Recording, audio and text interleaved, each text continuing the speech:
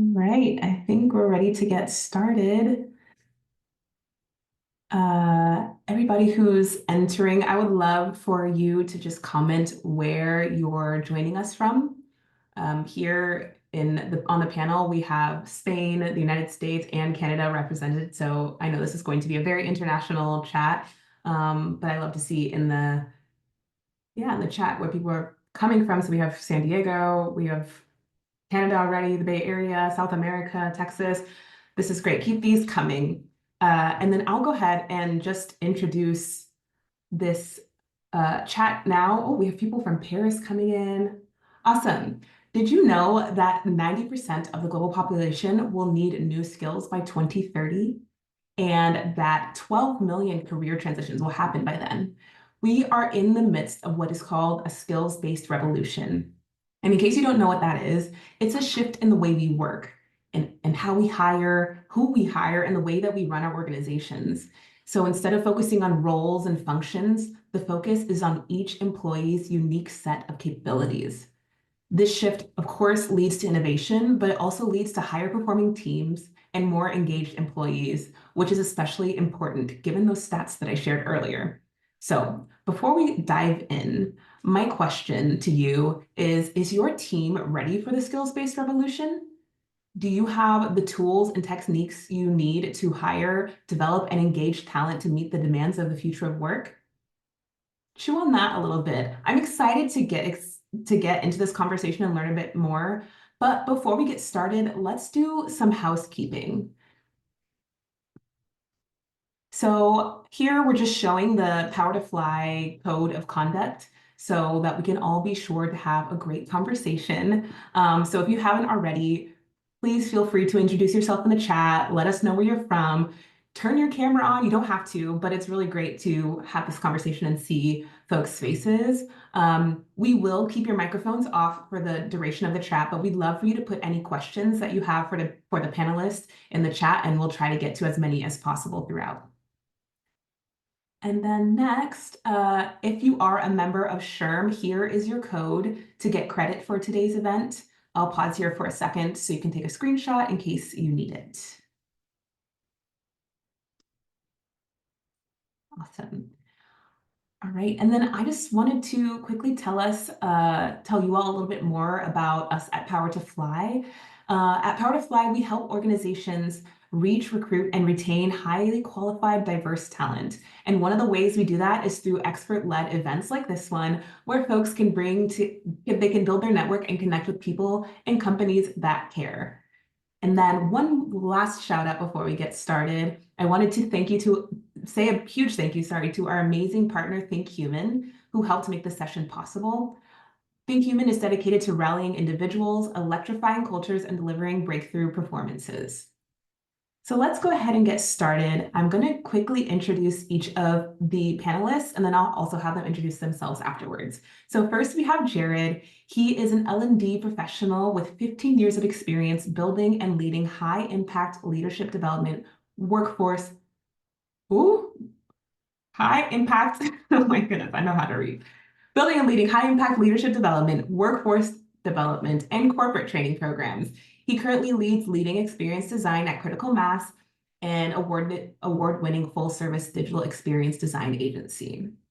Then next we have Anna Vernier, and she is the founder and CEO at Skill Crush. But before founding Skill Crush over 10 years ago, she ran a web design and development company that built sites for media clients such as the New York Times, ProPublica, the Manhattan Neighborhood Network, and MTV. She's been named one of the 20 women to watch in media by the Columbia Journalism Review and one of the 30 most important women in tech by Business Insider.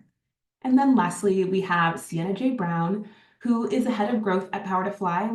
Her mission is to build a new wave of leadership focused on inclusion and intention in the workplace so that every individual has an equal opportunity to reach their full potential. Her thought leadership around topics related to inclusion, leadership, and cross-cultural understanding has been highlighted in NPR, CNN, TEDx, Insider, USA Today, and more.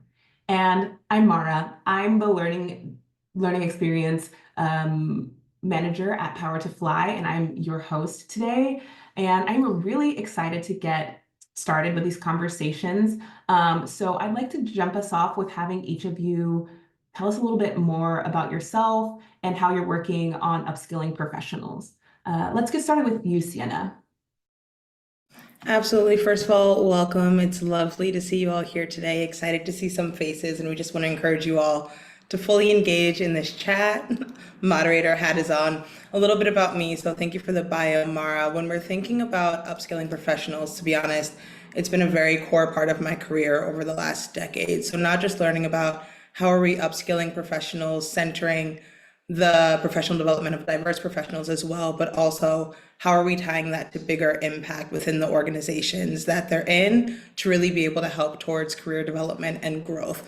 So specifically right now, as head of growth at Power to Fly, I lead an amazing team, Mara included, where we're really focusing on creating not just content, but also courses and really learning pathways to be able to center how are individuals able to learn the people and the business skills that they need to grow as emerging leaders and middle managers so that they can thrive and not just have the skills that they need, but have those skills also be seen and celebrated in the workplace as well.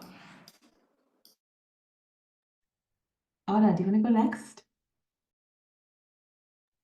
If I unmute myself, yes. Hello. So my name is Auda Bernier, as was previously stated. My focus has been in workforce training, but specifically for people who are looking to transition. So I think very relevant to this conversation, but the context is a little bit different than what you all are probably dealing with in terms of working with a workforce within a company. So I was sort of working with a workforce that was looking to change companies. So predominantly people who are going from non-technical to technical, which is very relevant at this moment in time, as everyone knows. And then in addition to that, I also sat on the workforce development board for the city of New York, which gave me a lot of really interesting insight into sort of these macro trends of upskilling and sort of skills issues related to a lot of different populations and a lot of different industries. The focus in New York is predominantly on healthcare and tech. Those are the two biggest industries in New York outside of tourism. And then we have a lot of sort of immigrant populations and the like that we've worked that, sort of fell into the purview of the Workforce Development Board. So anyways, a little bit of, I feel like I know a lot about technical upskilling of people looking to make a career transition and a little bit about a lot of different populations. So hopefully I'll have something to share of value to everyone here. Also based in Queens, New York. I saw somebody else was here. So I'm waving to you. All right, and Jared, do you want to introduce yourself? Absolutely. Hi, everyone. I'm Jared Andros. I, as Mara mentioned, work for a company called Critical Mass. We're a full-service digital experience design agency in the marketing world. We're headquartered in Calgary, Alberta, Canada, and I think I saw somebody in the chat is also from Alberta, so great to see you. But we are a global organization. So we have offices, several offices in the US. We have offices in South America, London, Tokyo. I'm probably even forgetting a few. My primary focus here is leading the leadership development and learning experience design aspects of our L&D team. So we have a whole leadership development program for anyone who leads people in the organization. This year, I launched two brand new programs.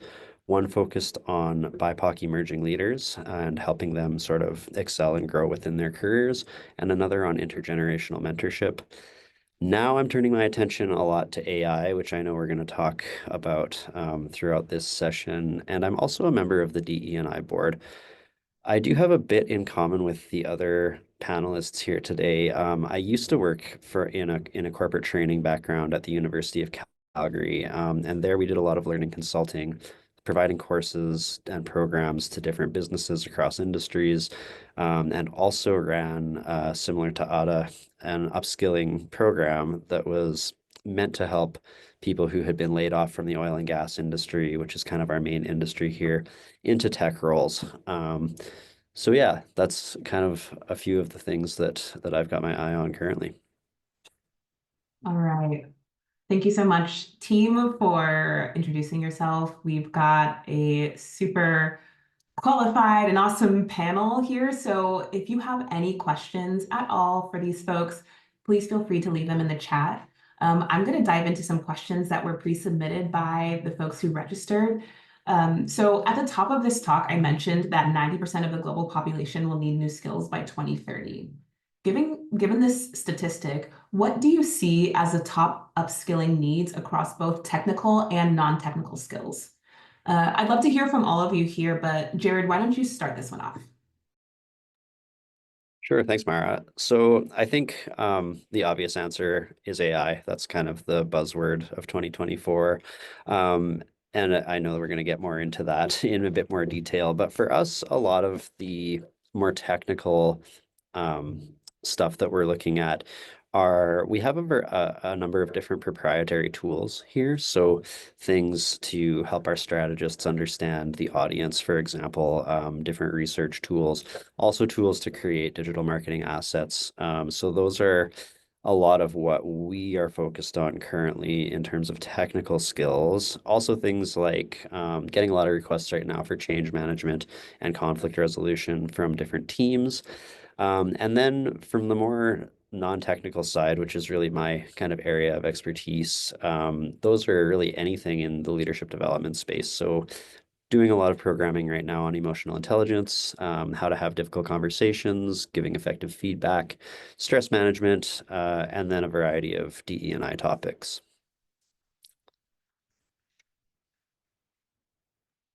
Nice. Anybody else? Sienna? Yeah, I'll hop in.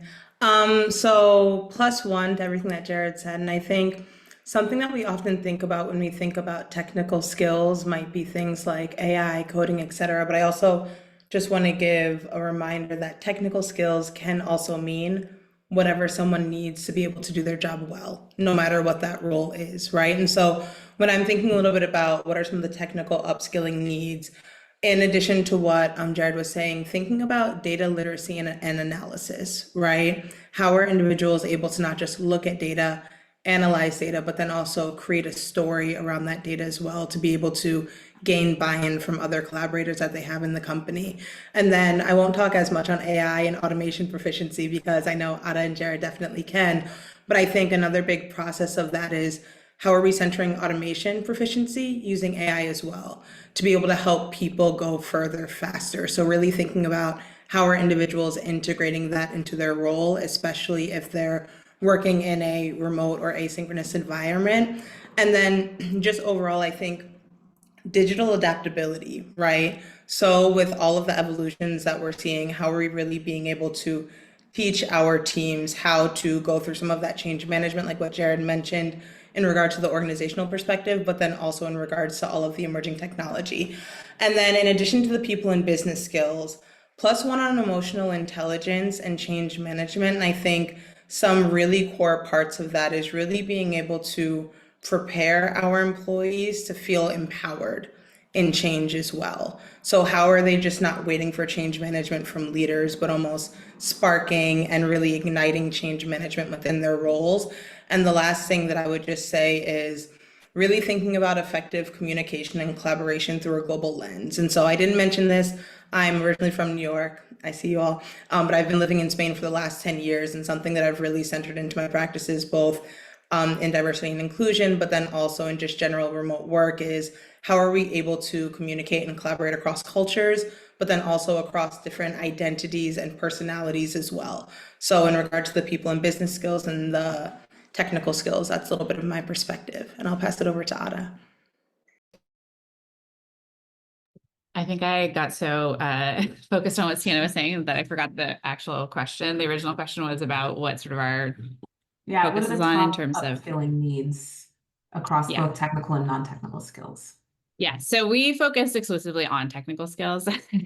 I will say where we do end up teaching a lot of non-technical skills is actually in the job search portion. So we do a part after we train our students in the technical skills, and the technical skills are really focused on predominantly on software development, and of course have an AI component at this point. And we can get more into this, but for our purposes, there's sort of 3 levels of AI. There's using AI tools, there's building with AI. So that would be sort of integrating, large language models and other models into your software applications. And then the third one is actually building models yourself. So we do the top 2 in our program. And then where we deal with, a lot of social and emotional skills work or stuff that's more softer skills is actually in the job search, because a lot of our students are mid to late career in their original career and looking to now transition. And so they're going to be entry level in a different career. And many of them haven't job searched in a really long time. And they certainly haven't job searched for this role ever before. And the job market has changed enormously. And the dynamics there are really, they're hard for anyone to follow, much less somebody who hasn't, done it in a long time. So there's a lot around interviewing, best practices, resume, just that whole sort of process of getting a new job that is constantly in flux. So I think there's a lot of work there. Yeah, it sounds like there are tons of skills that are on the horizon, and I know AI came up a ton, but of course, those non-technical sort of people skills are also super important. But before we get there, I do want to talk a little bit about AI.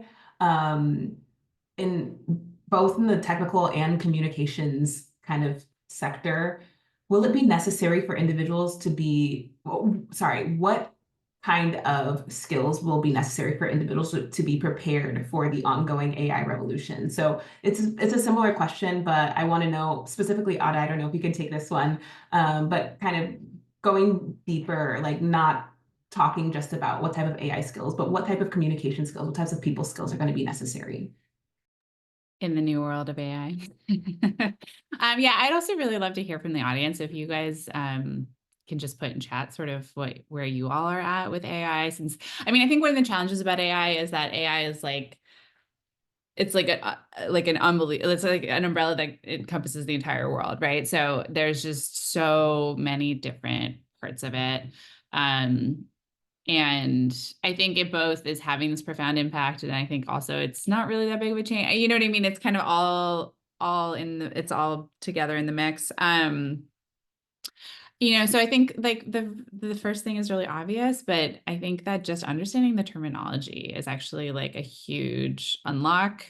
And I think a lot of us don't, like I think a lot of terms in AI get thrown around, and like I struggle to keep up with all the different terms. I was at a conference last week, and I literally had this running note. I was watching the chief product officers at Anthropic and OpenAI do a fireside chat, and I just had a running list of all the lingo they were using, which was clearly lingo that they're really accustomed to in their little Silicon Valley AI bubble. But even me, as somebody who like teaches how, I teach students how to integrate LLMs into and build generative AI web apps, hadn't heard these terms before. So I think that there's an enormous amount of terminology. I also think it's a very sort of like lingo slang based world, which tech is in general. And that's a challenge, but like AI seems to be that on hyper, mode. And also it seems like the language is changing really quickly. So I think this in and of itself is one of the biggest sort of barriers to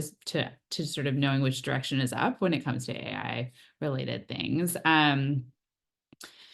And then I think, right, there's like, again, like when we think about it, we think, and I'm sure Sienna would have like a lot more nuance, and, Jared too, maybe in terms of like dividing kind of the different layers that I discussed, right? The different layers in my head are, AI tooling. So ways in which non-technical people or technical people can leverage AI tools, which is, there's an explosion of right now, to make their jobs more efficient and get, be faster and ideally better at their jobs. So that's one layer. The second layer is how to really leverage AI within your software applications. So, a simple example of this would be like a really good, and I think, that could be a technical thing if you're a software developer, but I think even other people can start to think about these things like, oh, I work in customer support. Wouldn't it be great if we had a chat bot that wasn't just a tool that we bought, but like actually that we could train on some data and could really work in our specific context? So starting to think a little deeper about how to integrate the tools and make sure that really start to think about the capability of AI within your system. And then the last one is like actually sort of building your own artificial intelligence. So this would be training a model to do something very specific and unique in your specific situation. So those are kind of the ways I think about it. But I think even within the first, there's like a whole universe, right, in that first layer of how AI tools that are becoming available and coming onto the market can be leveraged.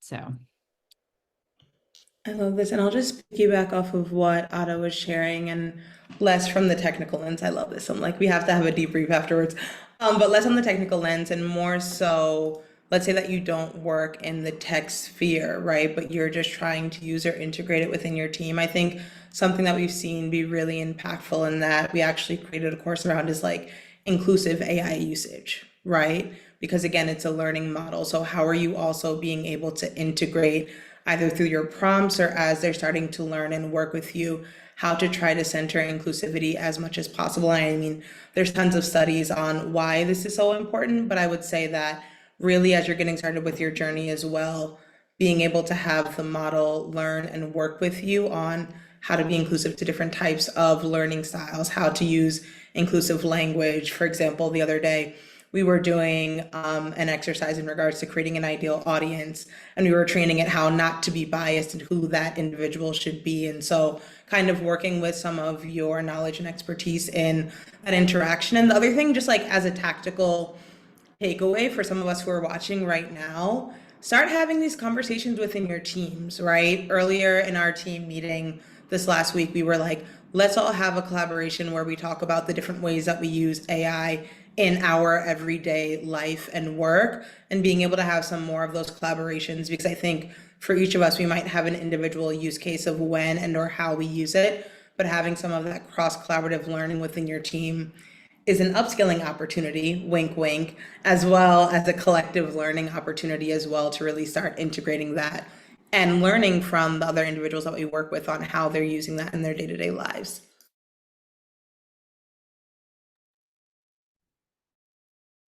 Yeah, I fully agree with everything that's been said so far. Great perspectives, both. Ada, I really agree with the way you describe the different layers, and understanding what people actually need from the AI to do their jobs better. And then Sienna also kind of unpacking like what are some ways that folks can properly use these tools. So I think that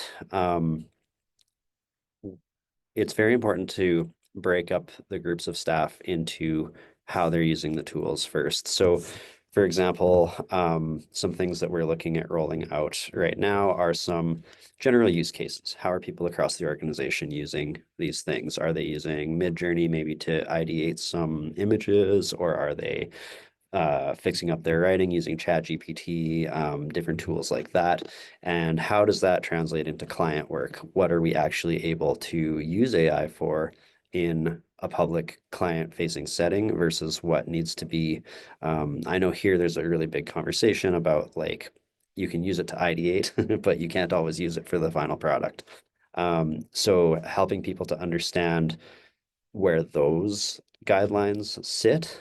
And then also, we need to make sure that our recruiters, for example, understand and can speak confidently about how people across the organization are using AI. Similarly, with our business development folks, they need to be able to speak to that as well. So there's a lot of different segments. One of the things that we recently did, we like to pilot a lot of stuff on our talent team to see how it lands before we roll it out to the larger organization. And I ran a session on AI. And one of the things that I realized from that session is that even if people are saying that they're using AI tools, they might not be using them in the most effective manner. So I did a very basic intro to prompting in ChatGPT, and I was surprised at how few people had seen anything on how to write effective prompts before that. And this was only a couple of months ago. So one of the activities that I ran in that session was a virtual whiteboard where I asked people what they're using the tools for currently, as well as what they would like to be able to use them for. And part two that we're going to be doing soon is we've actually researched how to do some of the things that they wanted to do. So people were asking about like, can I summarize a meeting using AI with action items and different things? Really fairly basic stuff. Can I create templated emails? Different things like that. So part two will be rolling out some of that stuff. Great. And I think that this is really important because we're touching on, the skills that are necessary. And I know, Sienna, you touched on sort of the leadership aspect of this all. And I imagine that a lot of the people who have joined this session are leaders or are interested in becoming leaders. And so I'd like to hear more about how folks can assess skill gaps within their team and then align learning strategies with business goals. Sienna, could you take this one or get I started? love this. I'm saying I love this because this is the bread and butter of what we've really been focusing on at Power to Fly over the last year, really. And I think before I dive into it, I think again, just another call to action is that oftentimes when we think about skill gaps, we don't actually properly identify the skills that people do have because we're so focused on that growth and trying to bridge the gap. And so when we're thinking about skill gaps and how to align those to business goals, the first thing that I would say is actually identifying and understanding the skills and strengths that currently exist on every individual in your team, right? Some of the workshops and things that I like to do with our team is like, what is your zone of genius? So not just what are the skills and strengths that you have, but also how and when are you working your best and creating the best thing that will be able to drive your work and the rest of the team's work forward. And then when thinking about skill gaps assessments, I would be remiss if I did not shout out Mara, who has been an amazing leader in this work that we've been doing, but really being able to understand on the technical, on the people, and the business skills, what are the skills that individuals have, and then where do they need to be growing for their own career development? And then also in regards to how do we then tie that to what's needed within the organization. And so personally, I view teams as puzzles, beautifully complicated puzzles where all of the different individuals on your team should be complementing one another and then also being able to fit in those skill gaps. So I think the last part that most leaders overlook is, yes, you can look at skill gaps and identifying skills on an individual level, but then being able to take a step back from a more holistic level and saying, how do all of these skills and or opportunities for skills come together? So that might also even mean, let's say that I'm going to choose folks in the room. Heather might be amazing at data-driven storytelling, and Dwayne might be fantastic at analyzing the data beforehand. How can we match these two individuals together so they can also learn collaboratively from one another? And then when we're thinking about how we then tie that to business needs, right? Career growth is great. Everyone wants to grow in their career, but we have KPIs that we need to be hitting or OKRs. The first thing that I would say is really being very clear on defining both those organizational goals and those departmental goals, right? What are we all working towards and how are we all working towards that collectively? And then really being able to customize learning pathways.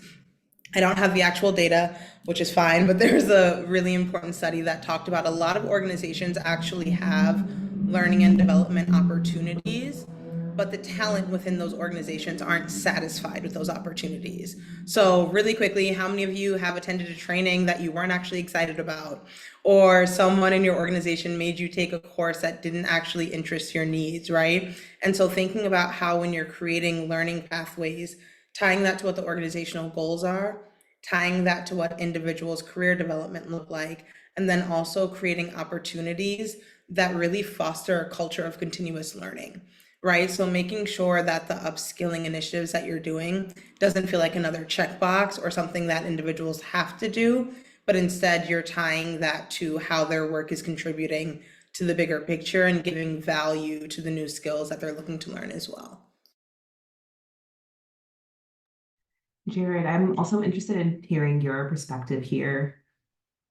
Yeah, I was about to unmute actually because Sienna gave me a lot to think about there. I think, um, first of all, loved the team as a puzzle metaphor there. I think that that is also sort of how I think about it, and that made me also think since we're talking about how we assess skills gaps as leaders and then align the learning strategies to those.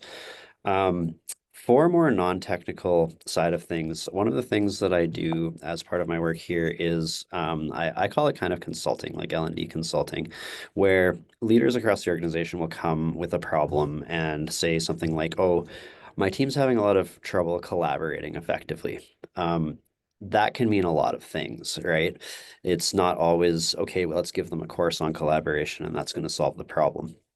So what I like to do to unpack some of those needs is to really do an in-depth needs elicitation. And that usually looks like an interview type session with one or more leaders to unpack kind of what it is they're actually looking for. So what you might find if someone's asking for collaboration is actually there's some issues communicating effectively. Maybe they're not documenting the needs. Maybe there's no follow-up procedure.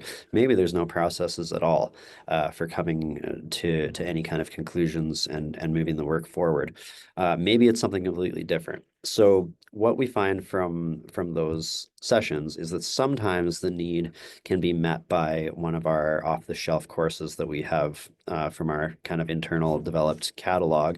Other times we might need to bring something in externally, or sometimes it's as simple as having someone from L&D or another credible leader in the organization facilitate some kind of session where you might ask the folks like, okay, where are we today? Where do we want to go in the future? And then identify and land on some ways that people can agree on to actually get there. The other thing that I find, and one reason that I love facilitating, is that often once you start delivering training for a group, you'll see that new needs start to emerge. So you might have one part of your session that doesn't get a lot of participation usually, but with this particular group, you're getting the most participation you've ever seen. Maybe that's something you can dig into deeper. So yeah, I think that it's always critical to listen to your leaders and what they're asking for, but the caveat being they may not always know what they're looking for, or they may not be able to articulate that in the same way that we might as L&D professionals. So it always does pay to spend a bit of time probing with some deeper questions to make sure that you've accurately understood that need before you just kind of throw a training at it. Yeah, I think that's super important, kind of getting a gauge on what folks want and what folks need. Um, I wanted to stay along those same lines, and I selfishly want to bring this up because it's about Power Up. Power Up is a virtual learning platform, and the thought is that the virtual resources, while they are convenient, it can be harder to keep people engaged. So I'd love for all of us to chime in, but we can start with Sienna. Could you share any strategies that you found effective for keeping users motivated and engaged in the learning process in a virtual setting? Yeah, absolutely. And just for a little bit of context for those who are watching, so Power Up is our online learning development platform that we have here at Power to Fly that really helps individuals tune into the people and the business skills that they need so that they can upskill as an emerging leader or a middle manager in their organization. And of course, when we're thinking about who those individuals are, we're short on time. There's a lot that has to happen in every single day. There's a lot of different opportunities to learn as well, whether that's using courses, whether that's engaging in content in your Feedly or whatever that might be. And so, three of the things that we really focus on, the first thing is short and digestible content, right? Do we all have time to spend an hour during our day every day to learn new skills? Maybe not, but how can you break that down into something that's 5 minutes or 10 minutes to really be able to not just learn the new content, but I go back to like seventh grade comprehension as well. How are we actually understanding what it is that we're learning about? And then also applying it. So again, not just having it be like scrolling through Instagram or TikTok or your social media or LinkedIn, whatever it is, and consuming a lot of content, but really being able to say, how are you learning a specific aspect of a wider skill, being able to learn that, comprehend that, and then apply that. The second thing that I would just say as well is that everything that we do is through the lens of inclusion. So really being conscious around inclusive learning styles. You might be more of a visual learner. You might be someone who comprehends things better with text. You might need questions afterwards to really be able to make sure that you're understanding what that is. And so really being able to offer a variety of a range of formats, from everything like Excel templates to PDFs to videos to text, really helps, in addition to as well obviously having closed captioning so that as people are going through, they're really able to understand. And the last thing that I would say is centering engagement. So with Power Up, we have all of our courses led by subject matter experts, but then also how are you tailoring that language to also make the things that individuals are learning easy to access, right? I'm going back to thinking about what Ada had said. If we have to create a laundry list of all of the different terminologies of what we're trying to learn, it makes it that much harder, right? And so like, how are we able to take complex ideas, and this can be anything from going back to you, Heather, right? Like data-driven storytelling to cross-cultural communication to middle manager leadership and development to negotiation skills in the workplace, which seem very broad, but making that easy to understand. What are all of the different aspects of that? And how are you able to take complex ideas and make them engaging through speaking the language of the individuals who you're trying to reach and you're trying to help support? So short digestible content, inclusive learning styles, and then also engagement and accessibility through the language that's being used to be able to really connect with other individuals.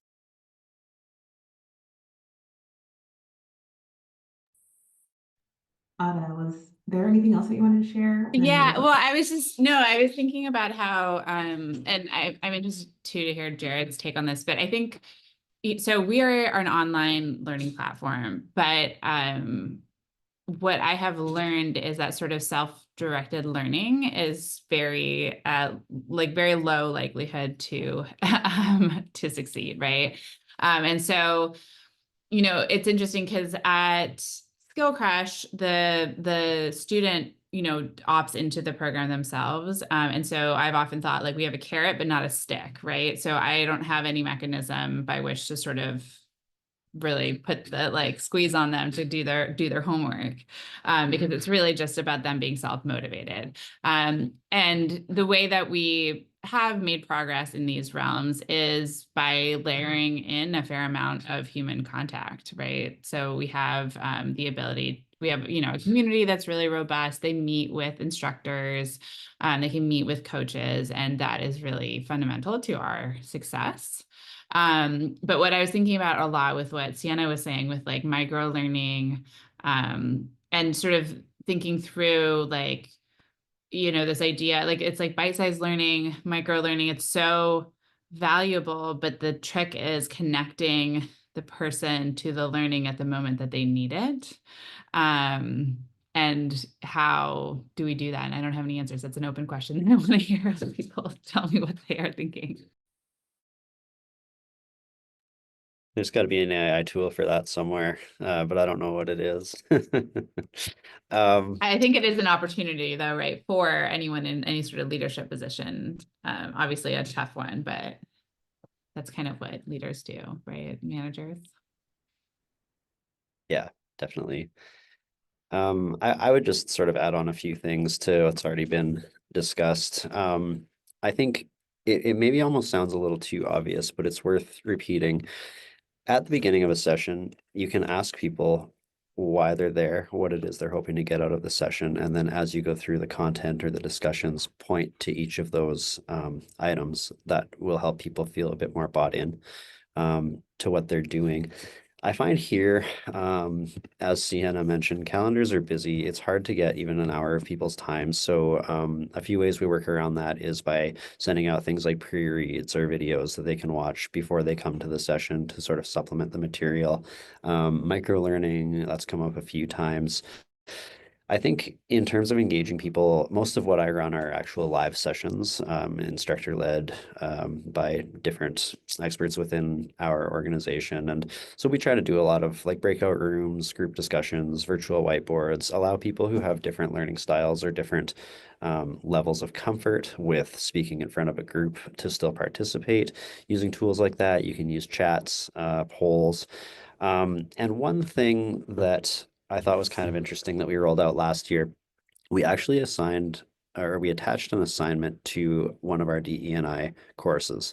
And the idea was that they had to actually action some of what they had learned back on their team and then report back to us on how that went, kind of have you noticed any difference? Are people bought into the DE&I work that we've been doing?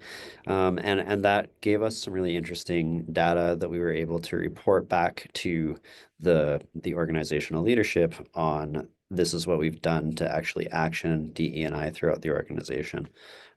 So that was not every workplace is going to thrive off assignments, and it was a bit of an uphill battle here, but it's something that you could certainly try. Yeah, and I think that the assignment thing is a double-edged sword. Sienna, I know you know what I'm talking about, but yeah, I'm gonna just pass it to you to share kind of how that assigning folks courses or learning materials, as you said, could be totally unaligned and cause rejection, but it could also be successful.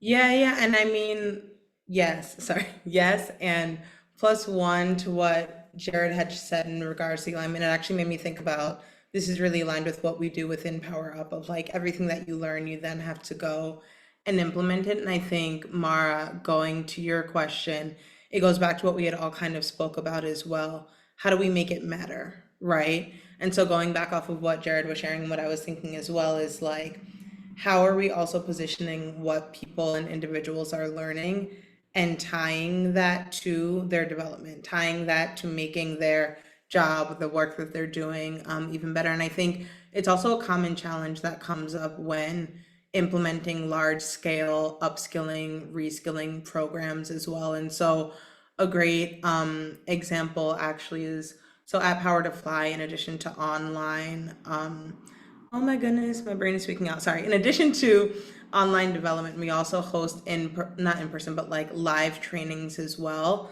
And something that we've seen and really being able to do large scale reskilling programs with one of the clients that we've worked with. We've worked with over 50 in doing live trainings. They actually had their entire organization go through training and upskilling programs and over a variety of time and years. And it actually led to them getting an award for being one of the best places with belonging at work, right? But some of the things that we were just sharing and talking about is like, how are we also thinking back to the change management? So thinking about, Jared, what you were saying as well, right, is like, how are we able to integrate things that are going to be able to help elevate individuals' work, but then also preemptively as an organization thinking about how are we looking at change management and potential resistance to change, right? How are we being able to look at this through a lens of not saying, okay, you might already be overworked or you have a lot on your plate, here's one more thing to do. And so I think, again, really tying that to the goal of this is to be able to make your life, your job, your impact even easier. And so I think, again, like with some of the things that well, Jared, Ada, and myself were sharing before is really being able to say, how are you tying this work to not make it feel like work, but to make it feel as if it's an integral part of how we're investing in your development, going back to the question of individual career development and growth and those organizational goals. So really in that messaging that you had, and I loved what was shared before of like,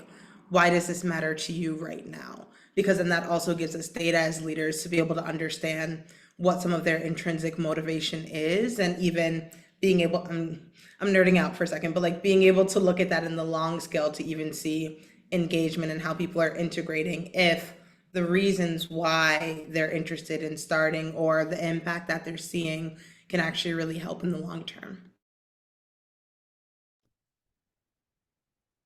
Totally. I want to grab some questions from the chat. Somebody said, our company's L&D plan is very broad, yet criminally underutilized. What have you seen work to motivate employees to take advantage of upskilling opportunities? And then I'm just going to tack on here what are some best practices for upskilling reluctant learners? I think they kind of go hand in hand. Does anybody want to answer that one?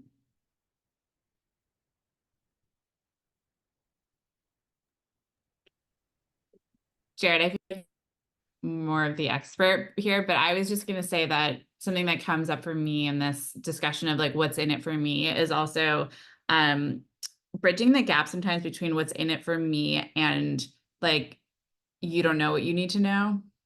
Like we definitely struggle with that at Skill Crush sometimes. People would be like there's one class, and if anyone is a technical person, nobody wants to take the Git and GitHub class.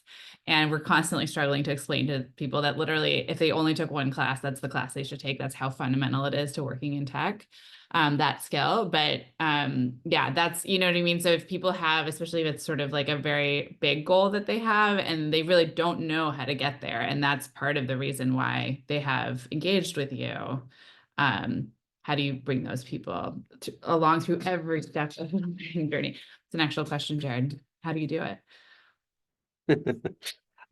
Yeah, I mean, I'd love to know a bit more about that question. Like, I think that these things can be a bit different in different industries. For example, I know that here you offer something and people jump right on it. Usually, they're very eager for career growth and opportunities. I think that you may want to look at how you're communicating your L&D offerings, and see if you can make them feel a little bit more exciting or valuable for folks. That could be one thing to look at.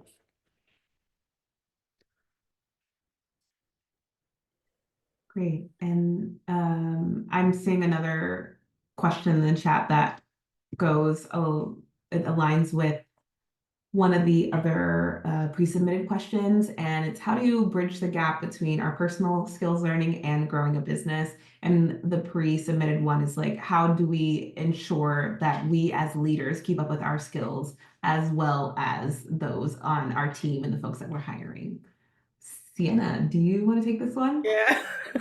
I don't know why I nerd out and get excited about questions like this, but I think, especially for all of us who are leaders, whether either leaders or emerging leaders, right? And I also want to demystify that you can also lead within an organization, even if it's not aligned with your title, right? And I think a big part of that is also teaching by example. So if you're giving your team courses that they need to be taking, are you taking those same courses? Are you able to hop in and be in that discussion with them?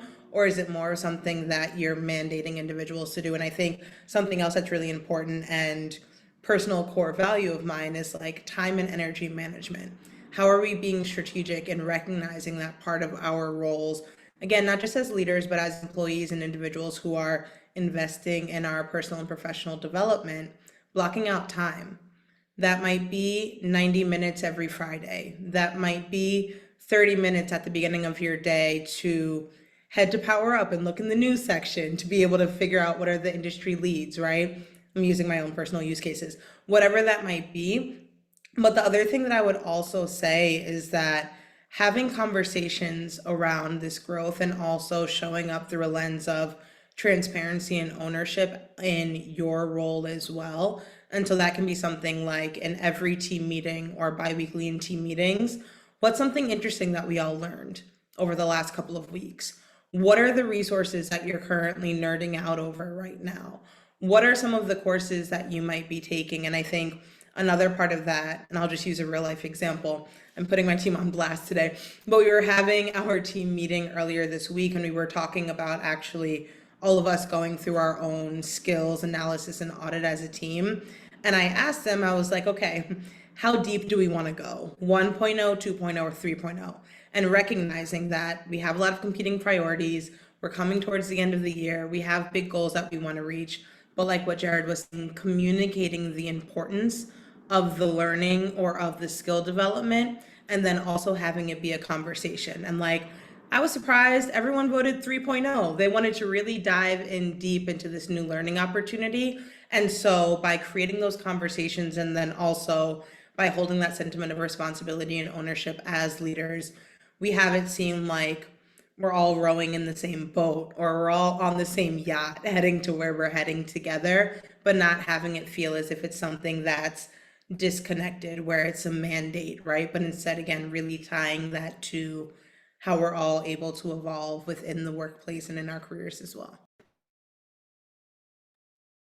Yeah, and I also think a huge part of this whole thing of preparing your team for the future of work, ensuring that we're all going towards the same goals and that we're qualified and our teams are engaged to reach these goals. It starts with hiring, and I know some folks have mentioned in the chat skills-based hiring. And with our last 10 minutes, I'd love to kind of dive into that topic. So we had a pre-submitted questions that kind of dives into the DEI aspect of skills. How can organizations effectively assess and integrate skills-based hiring practices while ensuring that diversity, equity, and inclusion are prioritized in that process? Jared, did you want to start off with this one? Um, I'm not super focused on hiring personally, but one thing that I did help to design a couple years back was interview training for all of our anyone who's involved in the interview process, hiring managers, recruiters. And a big thing that we focused on there was how to make the interview process equitable.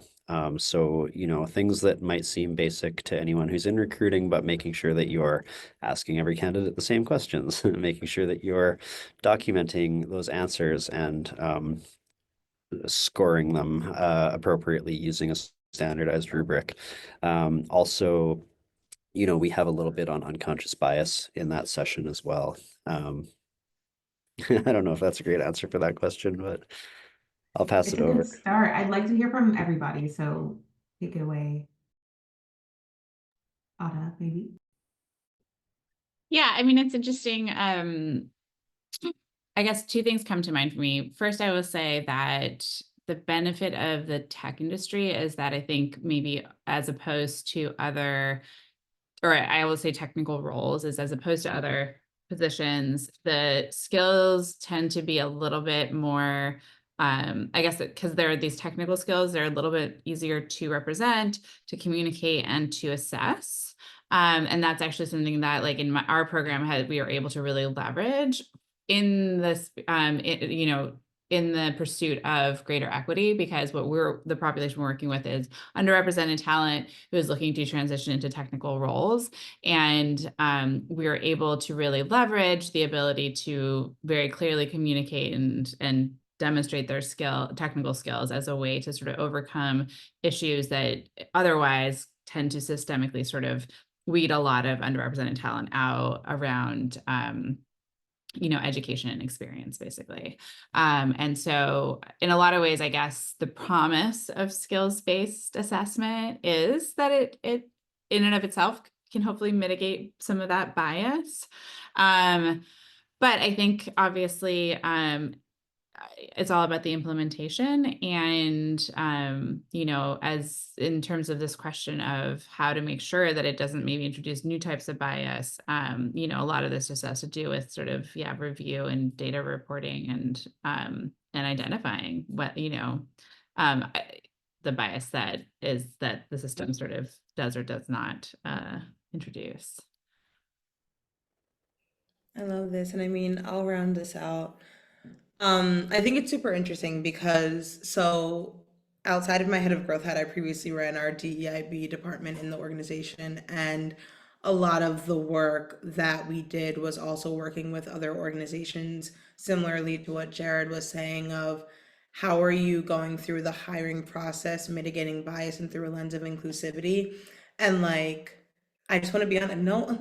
Raise your hand if you want to be called out and realize or recognize that you're biased. No one, but we all have our biases, right? And so I think this also goes back to the change. I was going to go into an exercise, but I'm going to take my L&D hat off. But like the change management process, right? So when we're thinking about how are you integrating inclusive hiring? Some things that we've seen really work is number one, as you're leading individuals through that process, whether it's through live programming or whether it's through on demand or whether it's through training is fine, but how are you actually implementing? Similarly to what Ada said, revising all of your hiring processes and rubrics to make sure that it's mitigating bias.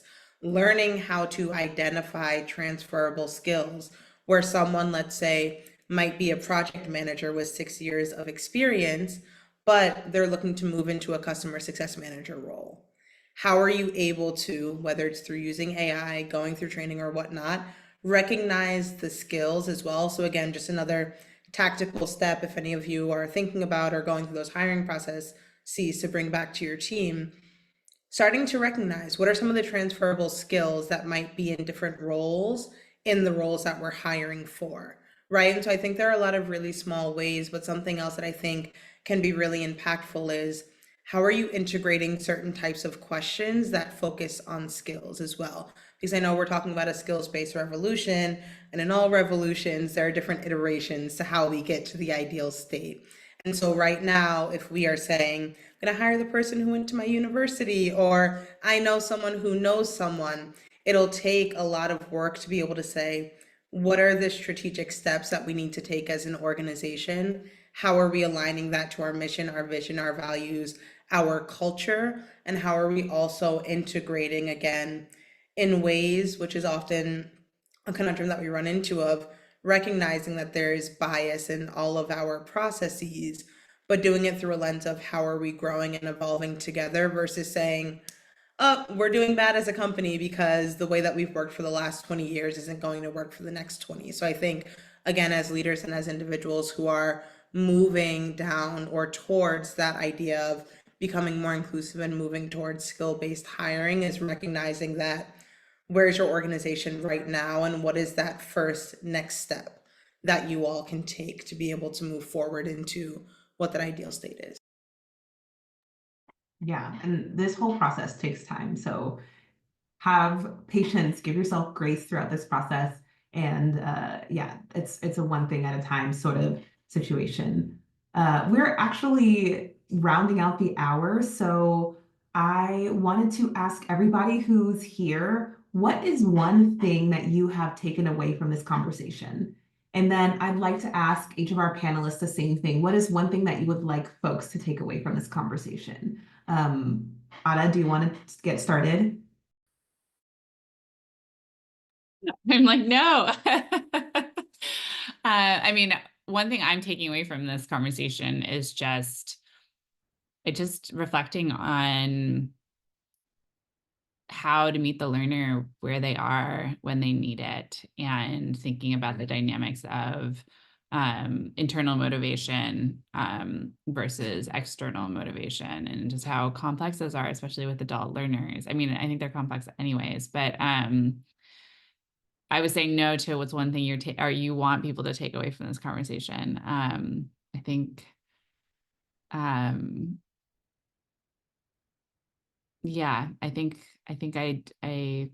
I guess maybe it's the same thing, right? Which is just understanding that this is really complex psychology that we're all having to navigate as we, are living in this world of ever evolving work with ever evolving skills. And, the three of us who have been speaking have, work on these challenges on a daily basis, but I think everybody works with these challenges to some degree. I think it's just part of working in the world at this point, especially in jobs that have any sort of technology function. And by that, I mean, you're on a Zoom and on a computer. So yeah.